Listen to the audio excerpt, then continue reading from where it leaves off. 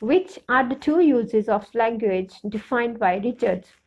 Options: referential or scientific and emotive, generative and emotive, imagist and scientific, symbolism and imagist. Correct answer: referential or scientific and emotive. According to Richards, there are two uses of language: referential or scientific and emotive. Referential or scientific is the way of science in using words. Emotive manner means using them for the sake of attitudes and emotions. Next question. Which term coined by I.A. Richards? Options: pathetic falsi, feed forward, objective correlated, touchstone. Correct answer: feed forward. Richards coined the term feed forward in 1951. Feed forward is the concept of anticipating the effect of one's words by acting as our own critic. Next question. Which of the following not written by I.A. Richards? Options: Science and Poetry, Poetries, Coleridge on Imagination, Seven Types of Ambiguity. Correct answer: Seven Types of Ambiguity is written by Sir William Ampson. He was contemporary of I.A. Richards and an English literary critic, poet, widely influential for his practice of closely reading literary works. Next question.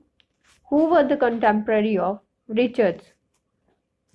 Homi K. Bhabha, Irving Babbitt, William Ampson, F.R. Lewis. Options: A and B, B and C, C and D, D and E. D and E. Correct answer: C and D. Part C is the correct. Frank Raymond, F.R. Lewis, was a British literary critic of the early to mid 20th century.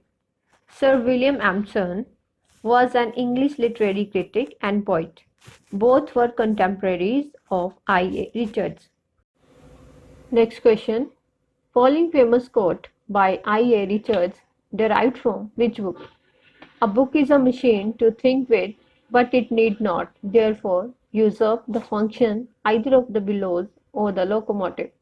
Options: The Meaning of Meaning, Practical Criticism, The Principles of Literary Criticism, The Foundation of Aesthetics. Correct answer: The Principles of Literary Criticism. This quote taken from this book. Next question. Who gave the terms referential and emotive languages? Options: Shishore, Chomsky, I.A. Richards, and Klintbrook.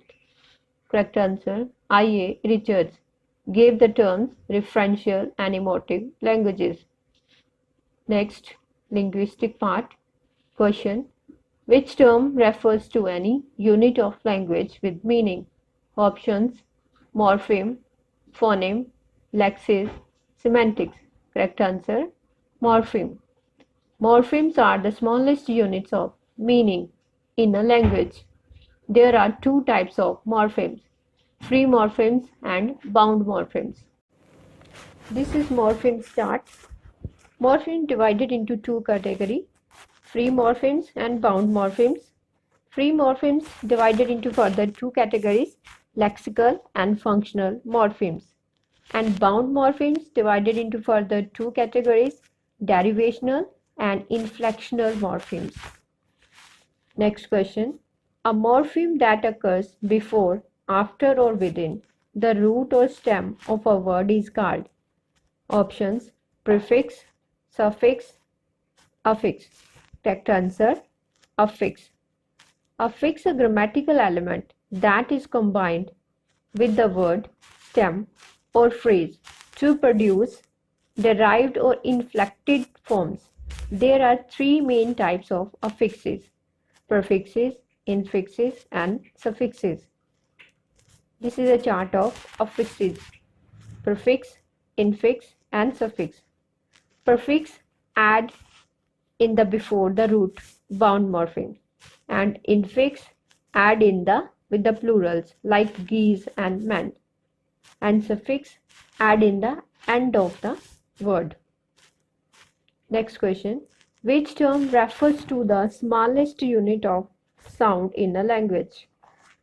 Options: morpheme, phoneme, lexis, and semantics. Correct answer: phoneme. A phoneme is the smallest unit of sound that may cause a change of meaning within a language that doesn't have meaning by itself.